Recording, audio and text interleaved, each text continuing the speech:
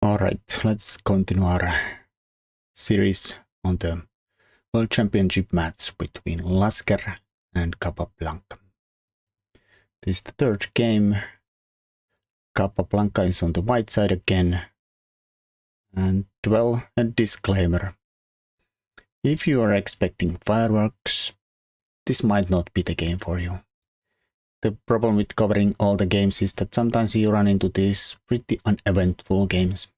But I think they're still a big part of chess. It's not just exciting games all the time. Anyways, we just do get something different than the previous two. So no Queen's Gambit this time. We get 4 knights. Alright, instant symmetry. Well, bishop b5 and d6 and d4 we kind of transpose into Steinitz rule of best, like if, for instance, bishop b6, d6 lines. I think we get into a transposition into these. Oh, d4, black unpins, and white castles.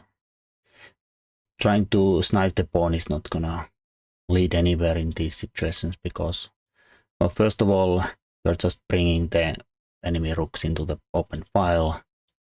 Secondly, you're not even winning a pawn because black can snipe back a pawn here and it's no good at all. It's better not to trading everything off here. Keep things on. Castles.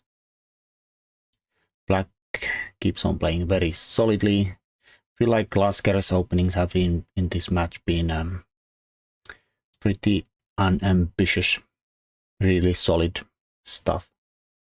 But he has good experiences from this opening. So rook e1, we get e takes d, knight takes, and in this game we get castles. Sorry. In a previous game where I said good experiences, Lasker had been on the black side against Tarrasch in his previous World Championship match. Well, not before this one, but where he took here. And then we end up in a pretty, I guess, famous game in a way, or much more famous than the game I'm covering here. After trade, I'm gonna show a few more moves of them in the Tarrasch Lasker game. So if you know the game, you're gonna definitely recognize the maneuver around that happens after this part. Knight rook e5, rook c5 maneuver here. Rook gets really provocative here. It doesn't really objectively is really great here, but does end up winning the game. So how bad can it be? But I think this is a pretty famous game, and if you have seen it, you probably recognize this maneuver from it. And eventually, black went on to win, even though objectively white is still better, for sure. Anyways, instead of a knight takes like that game, we get the castles this time. And then chop. We take with a bishop. Damage the structure a little bit here. And then just go bishop g5. This leads to more trades later on. I don't know, maybe h3 or queen d3 would be more in. And this might go into this way, for instance. Maybe, or h3 just to stop any kind of a maneuvers here, and still probably go with this kind of a plan. Keeping things on. This leads to more trades. So h6 first, bishop goes there, then rook e8, just rook on an open file, get queen d3, and then this knight h7. You could try to keep the bishops on, but since black has the bishop pair, why not trade it off? Of course, you could ask, why does black trade the bishop pair off? Is that, well, it's not the greatest bishop pair at the moment, like not, and it's not obvious how the position is going to open up in a way that they turn into a power pair here. So black is kind of happy with them, just trade simplifying. He has some weaknesses, of course, here, that he should not trade too far away into the endgame. But as long as there's some pieces left, it should not matter, and he has some extra control in the center to boot. Alright, so after chop chop, we get rook e3. It's more about doubling here. It's like hinting about some kind of a rook lift here, but since nothing is really joining the attack, it's not really the threat here. I think this guy is not getting anywhere. This guy is kind of dominated by the bishop anyways, and well, you could move this and do some kind of a cheeky threat there, but that's probably not gonna even work in a blitz game. So the rook's pretty alone in their attacks, and black can always deal with the attack if they happen. Alright, so black does some kind of a maneuver here. Queen is not well suited here,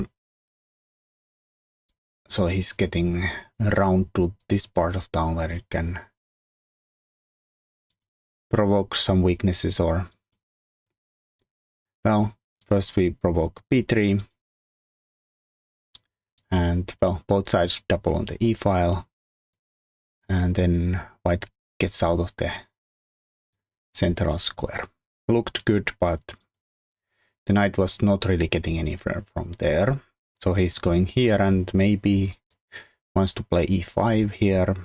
Wouldn't be the worst thing in the world. Well, queen a5. Looking at things around here. Or maybe even this square. And this is a kind of a mystery in a way that why would you self-pin? But of course, non-absolute pins, so pins that are not against the king, are always also discoveries in a way that white is maybe threatening now to pop there and chop, say, in between check, and then take back the queen. So it's kind of a little tricky threat there. Still seems a bit weird. Well, black defends in a equally cheeky way. Knight g5, saying that, oh, if you're gonna go for your in-between check kind of a play, I'm gonna do the in-between check first, kill your defender, and then say thank you for the queen. So, tricky defense. And, well, white takes here, and black takes with the pawn. Of course, it would be more natural to take with the queen here. Keep the pin, keep your pawns nice and tidy. I think it's more of a Lasker's style though, that he's well, he does unbalance things, and the pawn here does cover, for instance, f4s. Again, the pin, this discovery is no longer working, of course, without the defense of the queen, so we just take the queen and don't worry about it. Well, white plays h3, a luft here. Black can still play this if they wish for, but instead we get rook e5, defending the queen. Not that it needed defending anyways. But I don't know, maybe we go here in a similar fashion from the Tarrasch game. Alright, now we get a lot of maneuvering, getting things out of alignments. So white is not getting like f4 in here. So in that sense, his battery is like hitting on the rock here, own rock. So he's maneuvering things out of it. And maybe he's afraid of some d5s in the future too. So he's kind of lining everything on this diagonal here. Not that he can do much about it at the moment of opening things up here. So black does the likewise. He's moving things out of the alignment here. So maybe this comes someday a threat and we don't tank the... we're actually threatening to take here without dropping the bishop in the back. Well, white gets things out of the e file. How do we open the d file? Who knows? It's not very likely to happen, but you could imagine somehow like knight a4, c4. Of course, we have to defend the e4 to that to happen. It's hard to imagine at the moment. But we get queen b6. Black gets out of this discovery in a way. It was not really the thing to work anymore. He does unpin the knight though. And he's looking at this guy here. And white instantly gets out of this. Bang. Which black, well, this has the downside, of course, is that undefensed f2, so black instantly jumps off the occasion and goes target that one. Well, white targets the g5 and black doesn't care. He could probably play g4, f6 to defend it, but then the rooks are not moving. And I mean, this of course is a possibility, but also leaves weaknesses for white here, and it's not that like this is actually going anywhere anyway, so probably unnecessary. Possible. In a game we get this instead, counter-attacking f2, and then white admits some mistakes and goes back to defending the pawn. Now this is probably, well, still not actually threatened because chop, chop, chop, we get to chop, and that probably ends up in a bad place. Anyways, king f8 centralizes the king a little bit. And white's kind of bored with the queen being here, so he's saying, get out of the diagonal, thank you. Of course, the knight is going to the flank, so it's not so good there, but we also kick the queen into a more useless position here. Black offers a trade, and white says, why not? Chop, chop. And then, well, things are swindling down. Rook goes, hit the c-pawn, black defends that, and then white is putting pawns on the light squares. This is, of course, well, we're here, it's easy to understand that we are kind of making a big granite wall here against the bishop. But of course, it's a liability in some future endgame to have all the pawns on the light squares when your opponent have a light squared bishop. But we are not there yet, and at this phase it usually is best to, well, often it's good to have the pawns restrict the opponent's bishop.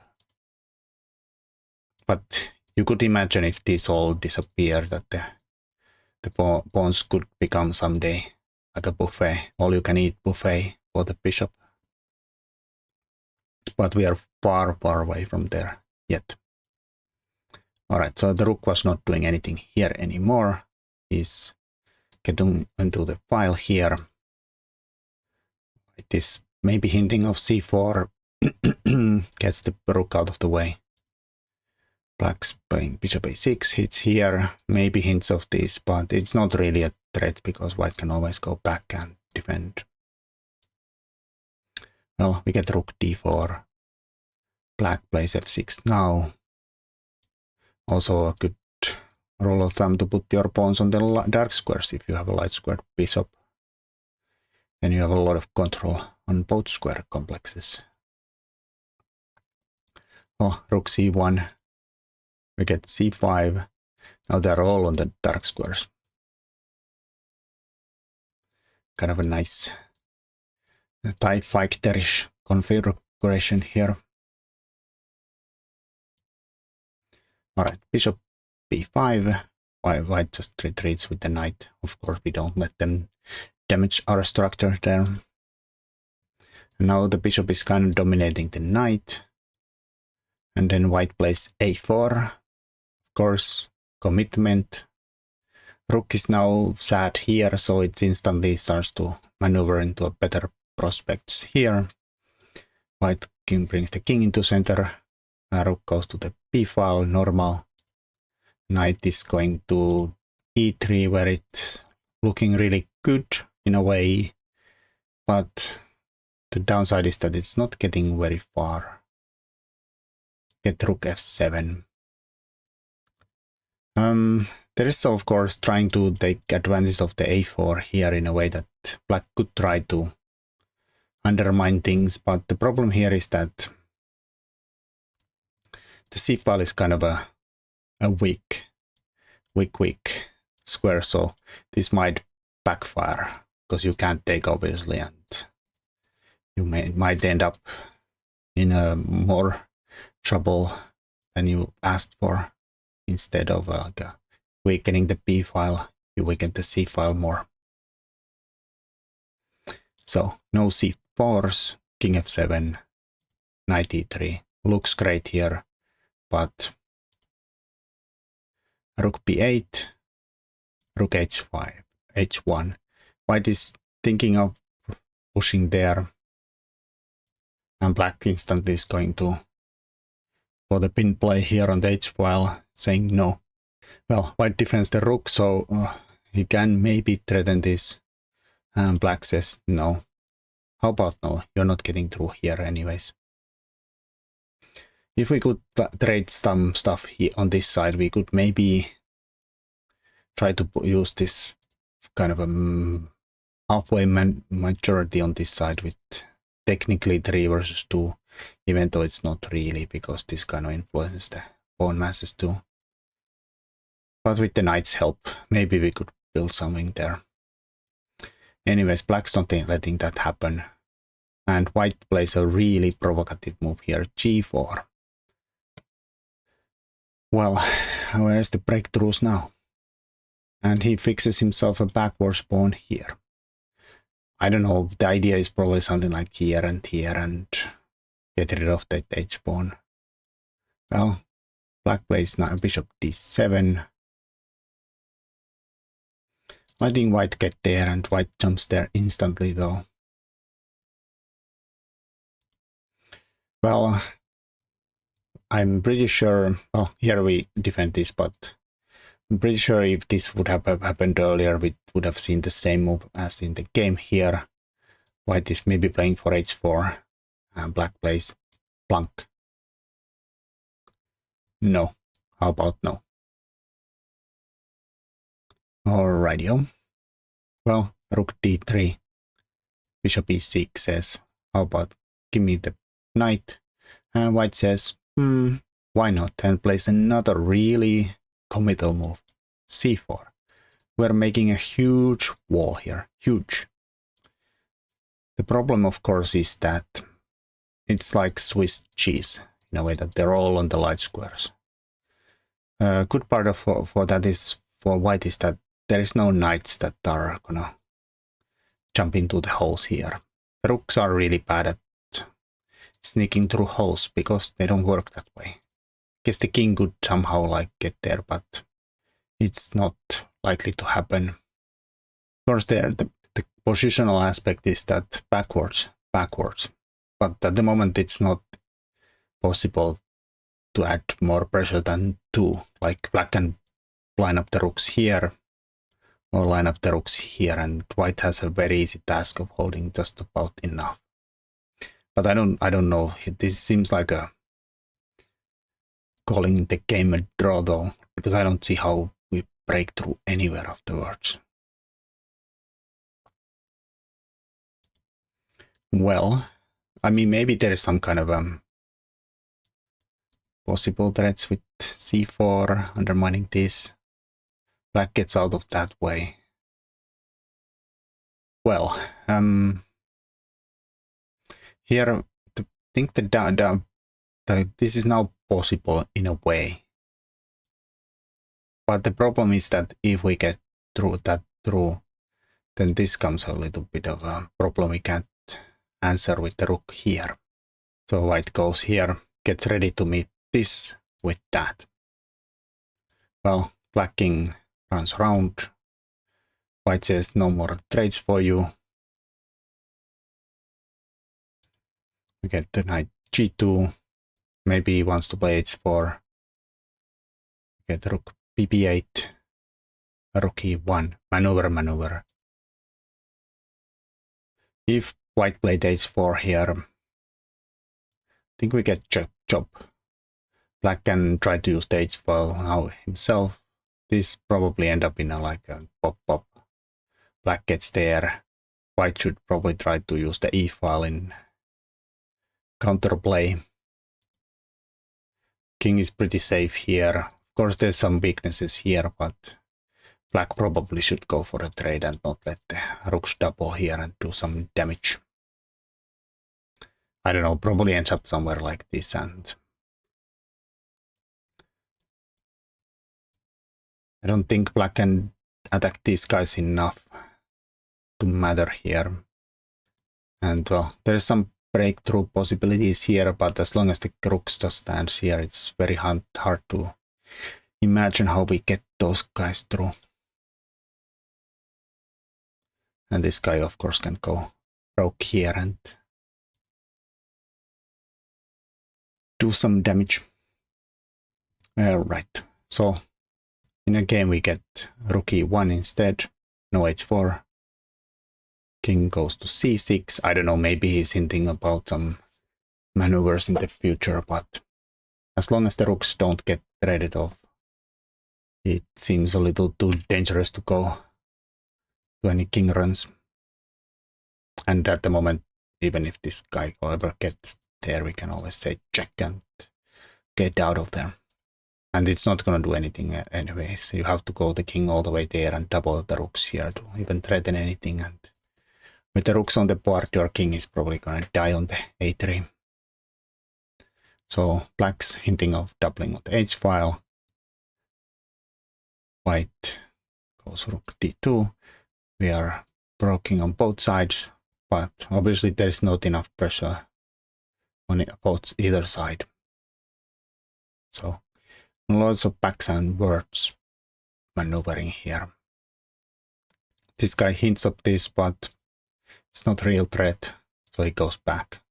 Rook h1, rook b8, rook h2, rook f8, rook h1, king d7, rook h2, bishop f7, knight f5. Not a threat. Backward, back. Then we have agree a draw here. It's definitely, I'm sorry if you watch this in a way, but I think it's good. These kind of games, they are part of chess. They happen a lot. And I know a lot of people would have just, instead of doing this, they would have self-destructed 16 times by forcing some kind of pawn breakthrough that might have worked against them. I mean, I know it's an ideology of losing is better than drawing, but I think half a point is more than a 0. But of course, it's not the most exciting game to watch. But yeah, there's still some good maneuvering and defensive play here.